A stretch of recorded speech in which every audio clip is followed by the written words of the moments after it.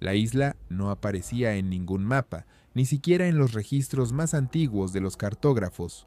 Los pocos que la conocían la llamaban la Isla Silenciosa, porque, según decían, ni siquiera las aves cantaban allí.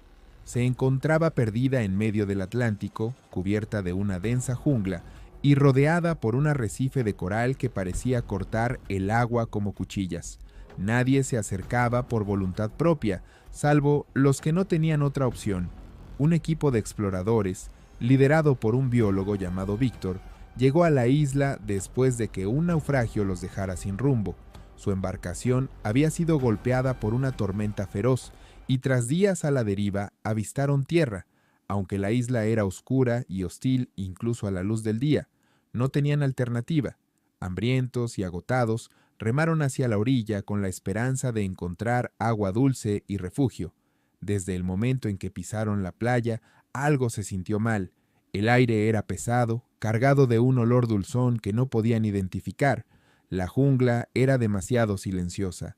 No había pájaros, ni insectos, ni siquiera el sonido de ramas crujientes bajo sus pies, solo el susurro del viento, que parecía resonar como un gemido distante. Uno de los hombres, Diego, intentó bromear para calmar los nervios del grupo, pero su risa se desvaneció rápidamente en el aire opresivo. Al adentrarse en la jungla, encontraron algo extraño. Huesos. Eran dispersos al principio, pequeños y fáciles de ignorar como los de aves o roedores, pero mientras avanzaban, los huesos se hicieron más grandes, hasta que encontraron el cráneo de algo que no podían identificar. Era alargado, con dientes afilados y curvados que parecían diseñados para desgarrar carne. Víctor tomó una foto y continuaron, aunque todos sintieron que algo los estaba observando desde las sombras. Al anochecer, el grupo acampó cerca de un río, encendiendo una fogata para mantener alejados a los depredadores. Pero cuando la oscuridad cayó completamente, comenzaron a escuchar ruidos. Primero, era un crujido leve entre los árboles, como si algo se moviera lentamente a su alrededor.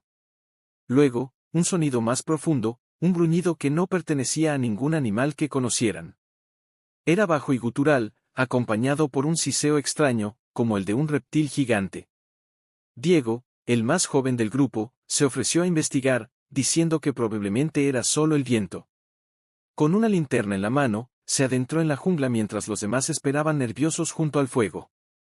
Los minutos pasaron, y el sonido del crujir de hojas bajo los pies de Diego se desvaneció.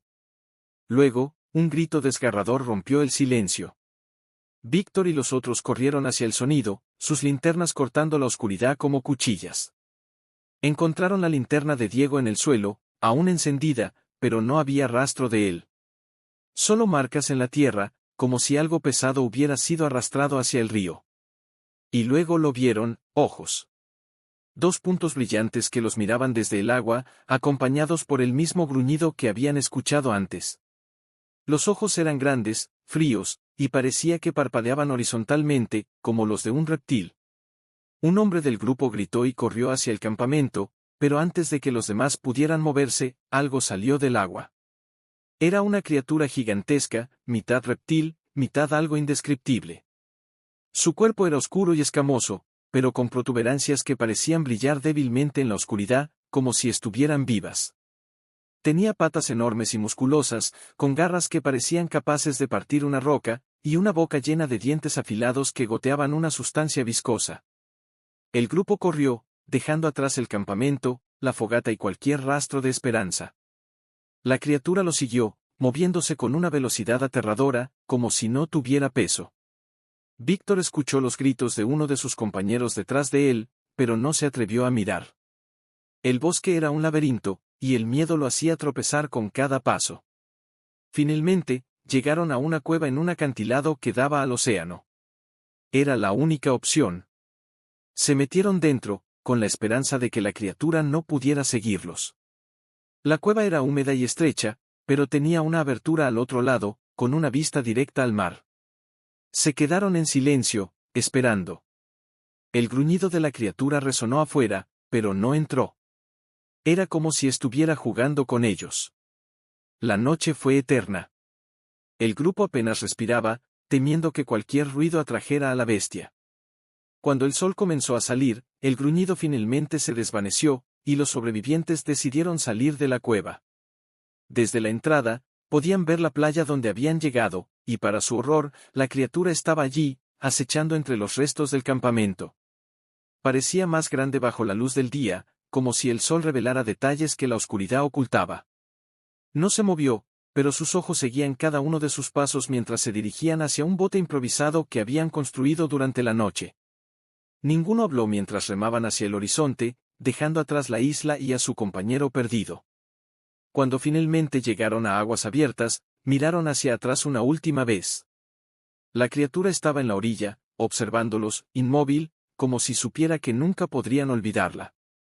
De vuelta en la civilización, Víctor intentó contar su historia, pero nadie le creyó. Las fotos de los huesos y las marcas de garras no eran suficientes. La isla, según las autoridades, no existía. Pero Víctor sabía que estaba ahí, esperando. Y sabía que, tarde o temprano, alguien más llegaría a la isla silenciosa. De regreso a la civilización, Víctor comenzó a obsesionarse con la isla. No podía sacar de su mente los ojos de la criatura, su forma inhumana, y lo que esa cosa había hecho con Diego. Aunque sus compañeros sobrevivientes hicieron todo lo posible por olvidar, alejándose de la ciudad y reconstruyendo sus vidas, Víctor no podía simplemente seguir adelante. Había algo más en esa isla, algo que no podía ignorar. Durante meses, estudió registros marítimos antiguos y mapas olvidados, buscando cualquier referencia a la isla. Lo poco que encontró era inquietante, relatos de barcos que se desvanecían en esa región, avistamientos de criaturas extrañas y rumores de que la isla aparecía y desaparecía dependiendo de quién la buscara. No había un patrón claro, solo un rastro de desapariciones y misterio. Una noche, mientras revisaba documentos en su pequeña oficina, Víctor encontró algo que lo heló. En un diario náutico del siglo XVIII, un marinero describía una isla que coincidía con la isla silenciosa.